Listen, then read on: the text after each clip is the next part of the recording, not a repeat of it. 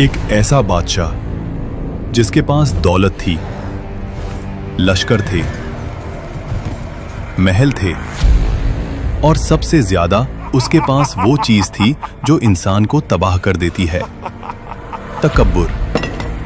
वो कहता था, कौन मुझे गिरा सकता है? मैं ही इस जमीन का खुदा हूं। लेकिन एक रात एक ऐसी चीज ने बाबुल को हिला दिया जिसका तसव्वुर भी किसी के जहन में नहीं था। न तलवार का वार, न तीर का हमला, न किसी बड़े लश्कर की ताकत, बस एक ऐसी मखलूक जो नजर भी ना आए, जिसके आगे नमरूद की लाखों की फौज सब बेबस हो गए और आखिरकार उन्हें मिट्टी में मिलाकर हलाक कर दिया गया। पुराने इराक यानी बाबुल की जमीन के पास एक ऐसी सल्तनत जहां सिर्फ एक ही आवाज का हुक्म चलता था, नमरूद। कुरान करीम में इस बादशाह का कोई जाती नाम नहीं मिलता, लेकिन तफसीर इब्न कसीर और कुछ रिवायतों के मुताबिक ये बादशाह नमरूद था, जो उस जमाने का बेहद ताकतवर और मुतकब्बिर हुक्मरान था। लोग उसके कदम की आहट से लरज़ जाते। उसके महल के साए में शहर खड़े थे और इंसानियत अपनी गर्दन उसके तकब्बुर के आगे झुका चुकी थी। नमरूद कहता, रिज्क मैं देता हूं, जिंदगी मैं देता हूं, मौत मेरे हुक्म से होती है। वो न सिर्फ बादशाह था, अपने आप को रब कहता था। एक दिन नमरूद के पास एक नजूमी आया और उसने बताया, एक ऐसा बच्चा पैदा होने वाला है जो तेरी हुकूमत और तेरी खुदा होने के दावे को तोड़ कर रख देगा। नमरूद का चेहरा सुनहरी महलों में भी पीला पड़ गया। उसने हुक्म दिया, अब से कोई माँ बच्चा पैदा ना करे, हर बच्चे को कत्ल कर दिया जाए। गलियों में फरियादें उठी, माओं की आंखों से आंसू बहने लगे और जुल्म के नक्शे कदम खून में डूब गए। लेकिन जिसे अल्लाह बचाना चाहे वो फिर दुनिया के तमाम दरवाजे बंद करके अपना एक खास दरवाजा खोल देता है। हजरत इब्राहीम अलैहिस्सलाम की वालदा ने एक पहाड़ी गुफा में पनाह ली। हर तरफ गहरी खामोशी, फिर अचानक एक नूर, एक ऐसी रोशनी जो खामोशी को अपनी लहरों में समेटे फैलती चली गई और हजरत इब्राहीम अलैहिस्सलाम की विलादत हुई। उनकी तरबियत चुप रहकर गुफा के अंधेरों में होती रही। जिस वक्त बाहर जुल्म का अंधेरा पूरी फिजा को निगल रहा था, अंदर अल्लाह एक रोशनी तैयार कर रहा था जो आने वाले जमानों की तकदीरें बदल देने वाली थीं। दोस्तों, आज का सवाल, कौन से नबी अलैहिस्सलाम जिन्नों और जानवरों से बात कर सकते थे? अपना जवाब कमेंट्स में लिखिए और जिन लोगों ने अभी तक सब्सक्राइब नहीं किया, सब्सक्राइब कर लें ताकि हमें मोटिवेशन मिले और ऐसे कंटेंट आप तक पहुंचता रहे। जज़ाकल्लाहु खैर। गुफा से निकलते ही इब्राहीम अलैहिस्सलाम ने अपने आसपास की दुनिया को देखा। तारे, चांद, सूरज सब एक निजाम में चल रहे थे। यहीं से उनका सफर शुरू हुआ।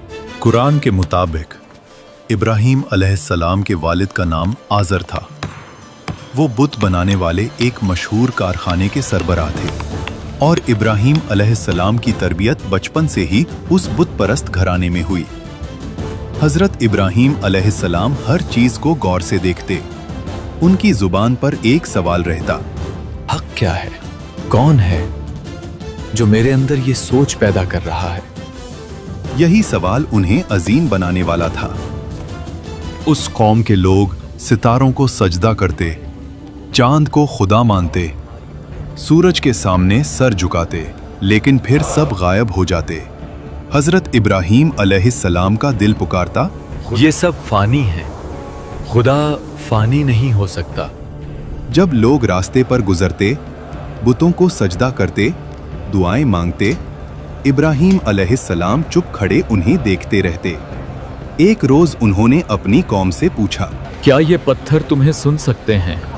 कौम हंस पड़ी। इब्राहीम, ये तो हमारे बाप दादा के माने हुए माबूद हैं। उन्होंने फिर कहा, ये ना तुम्हारा नुकसान रोक सकते हैं, ना तुम्हें कोई फायदा दे सकते हैं, और फिर भी तुम उनकी इबादत करते हो। कौम ने गुस्सा किया ए इब्राहिम, तुम्हारी जबान बहुत चलती है, मगर ये हमारी आबाओ अजदाद की रिवायत है। लेकिन इब्राहिम अलैहिस्सलाम ने छोड़ना नहीं था। उनका मकसद था तौहीद। देर रात तक दिन भर इब्राहिम अलैहिस्सलाम हर दरवाजे तक जाकर लोगों को समझाते रहे।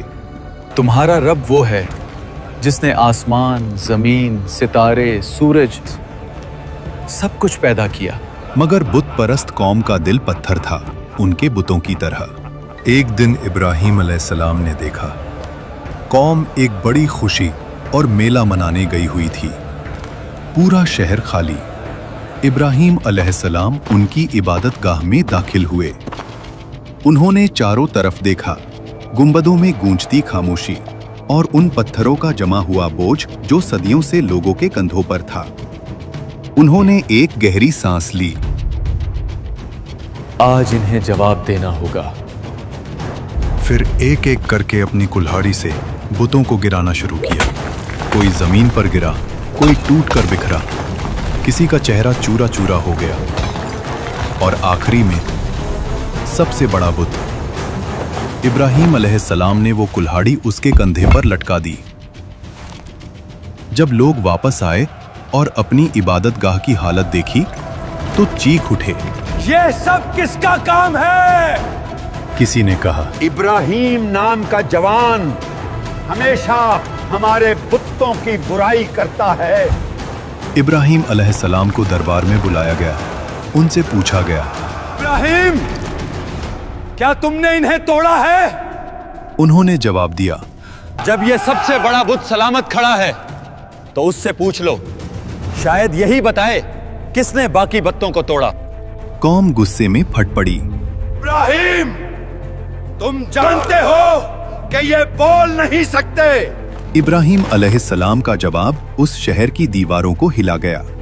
जब तुम जानते हो कि ये बोल नहीं सकते, चल नहीं सकते, फायदा नहीं दे सकते, नुकसान नहीं पहुंचा सकते, तो फिर तुम उन्हें रब क्यों बनाते हो? ये आवाज हवाओं में घूमी, लोगों की जुबानों से टकराकर नमरूद के महल तक पहुंच गई।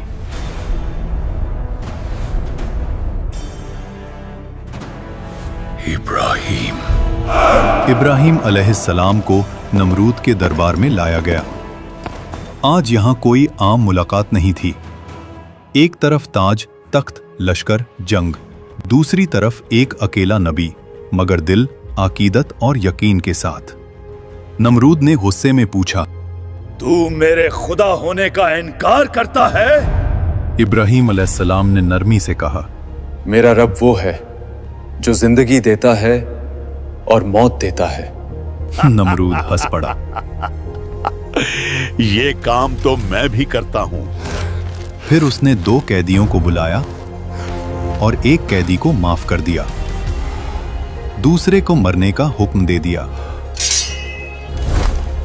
और बोला, देखो, मैं भी जिंदगी और मौत देता हूं। लेकिन फिर इब्राहिम अलैहिस्सलाम का एक जुमला तकब्बुर की दीवारों को तोड़ गया।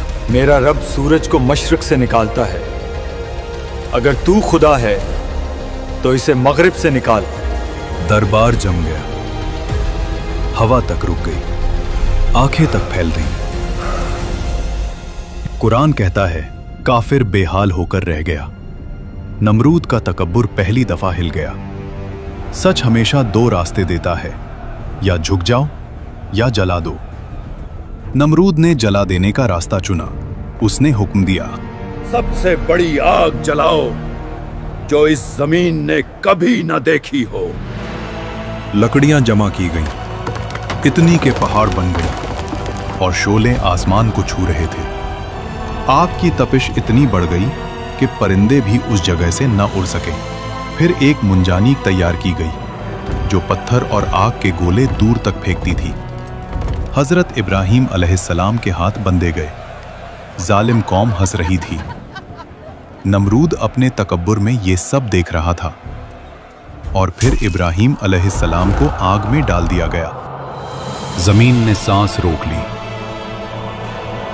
आसमान साकूत में डूब गया और फिर अर्श इलाही से हुक्म उतरा, ए आग, इब्राहिम पर ठंडी हो जा और सलामती बन जा।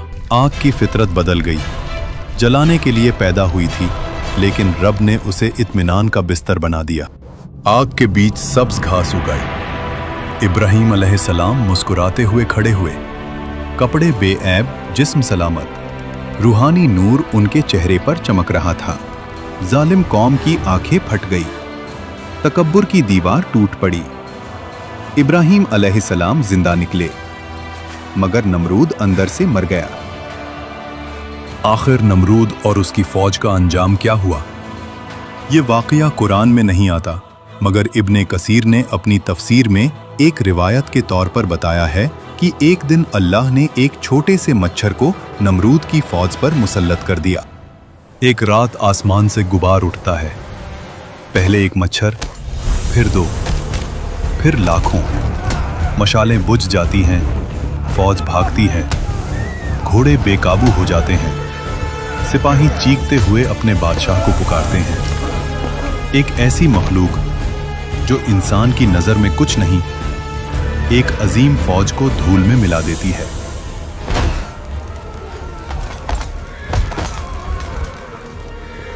नमरूद भागता है, अपना चेहरा छुपाता है, लेकिन एक मच्छर उसकी नाक में घुस जाता है। दिमाग में दर्द फैल गया। तकब्बुर का पहाड़ एक कतरे की तकलीफ से गिर गया।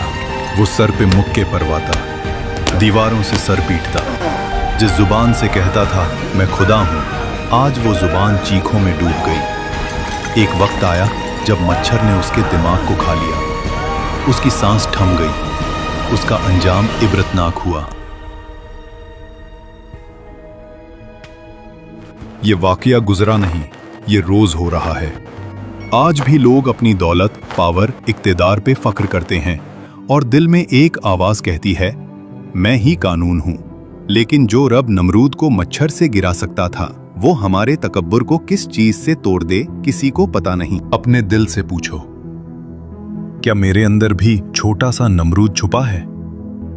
अगर है तो तौहीद की रोशनी जगा दो और कमेंट्स में अपनी राय का इजहार जरूर करना।